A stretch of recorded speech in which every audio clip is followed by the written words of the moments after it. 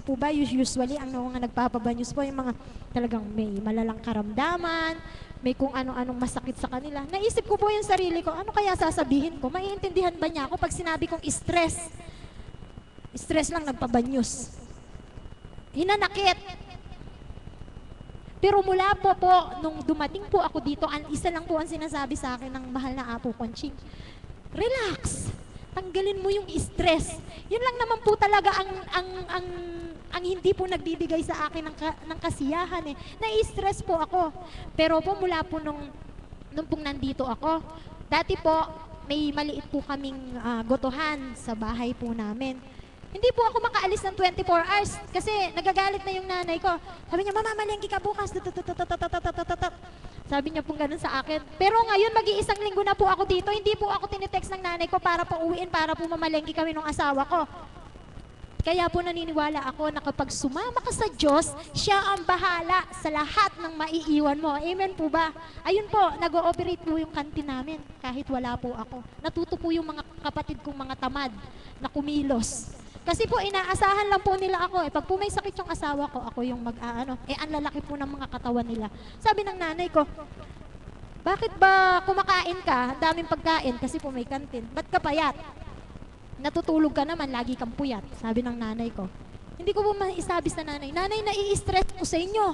Hindi ko po pwedeng sabihin yon.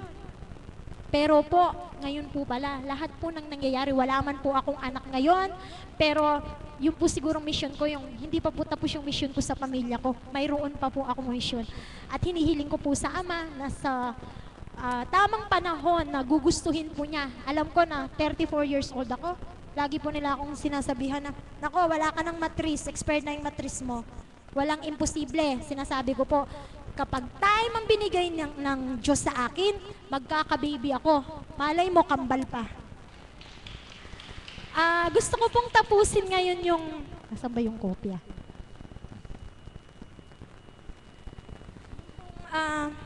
Patutuo ko na to sa isang kanta. Nag-iisip po ako sa dami po ng alam kong kanta. Parang sabi ko, parang wala namang ano bang kanta ang sasabihin ko? Ano ba yung akma? Kanina po nagsisearch po ako sa internet.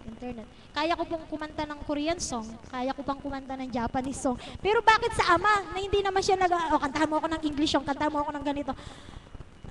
Wala po siyang hinihingi sa akin, pero ipinasok po niya sa isip ko na kumanta ka.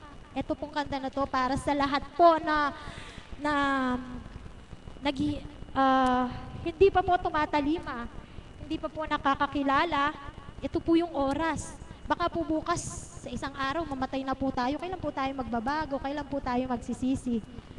Mula po nung pumunta po ako dito, lahat po ng tinuturan ng mahal na Apo, lahat po ng yung mga sinishare nila, parang feeling ko lahat patama sa akin.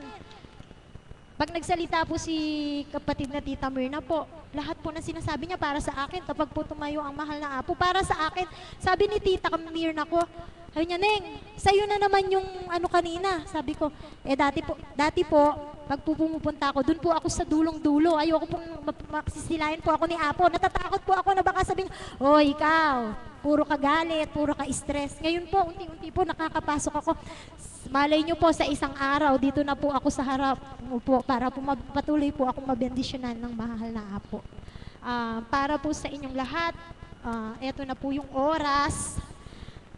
Sa lahat po ng hindi naniniwala o pumupunta lang po dito dahil sumasama lang para masamahan yung kapatid o yung asawa o yung nanay na may sakit.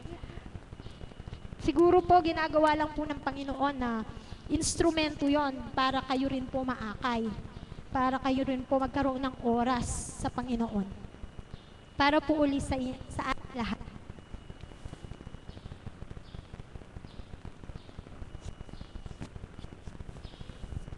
May bulong, dinggin mo, ihip ng ating panahon. May sikaw, dinggin mo, at ubus na ang oras mo. Oras na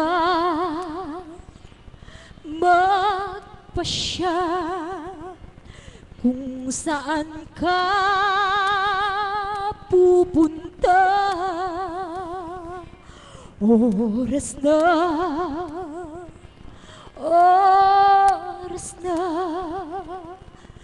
mag-iba ka ng landas.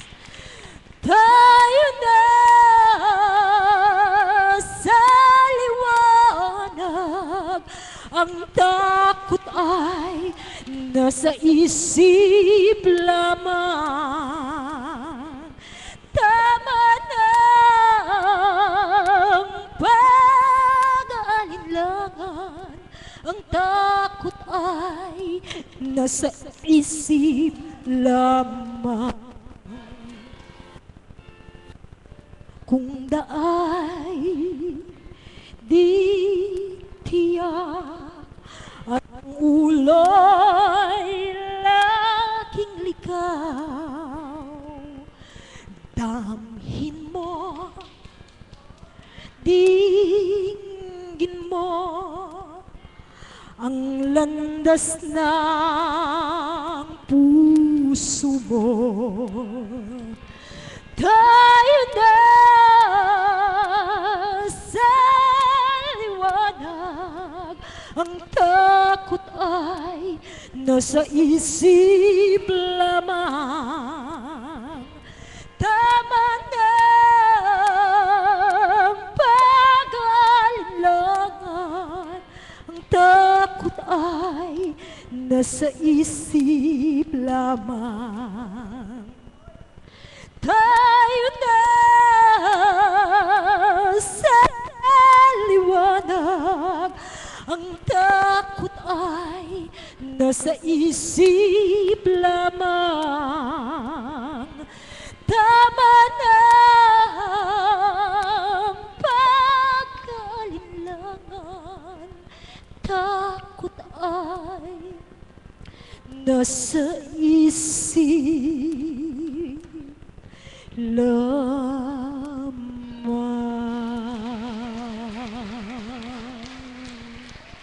Yes.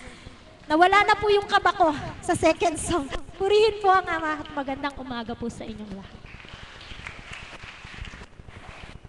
Maraming salamat po. Mga kapatid, wag na bukas, wag na mamaya, ngayon na. Oras na para ang bawat isa ay tumuntong sa liwanag upang ang kagalakan ay kamti ng bawat isa. Ang takot po ay nasa isip lamang. Nandiyan ang Diyos na buhay sa pamamagitan ng Espiritong Banal sa katauhan ng kinalugdan. Apo Konching ang pangalan. Takot ay ipaparam upang kagalakay ating makamtan. Maganda umaga po at maraming salamat.